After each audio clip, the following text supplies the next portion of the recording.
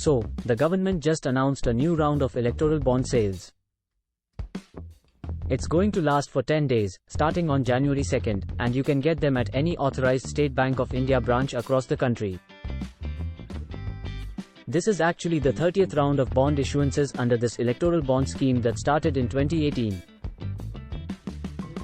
The whole idea was to clean up political funding, but the Supreme Court is currently looking into it. The last two rounds of these bonds were sold over 2 weeks in November and for 10 days in October, right before 5 state assembly elections. It looks like these electoral bonds will probably be on sale for about 75 days between October 2023 and May 2024, which is when the Lok Sabha polls are expected to happen.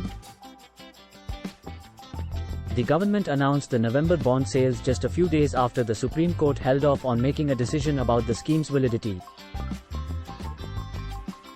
They also asked the Election Commission (EC) for updated data on how much political parties have received through the scheme.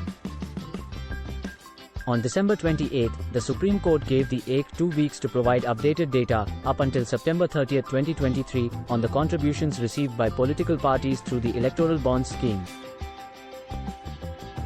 Originally, the scheme was supposed to sell electoral bonds for 10 days each in January, April, July, and October every year, and for 30 days during the year of the Lok Sabha polls.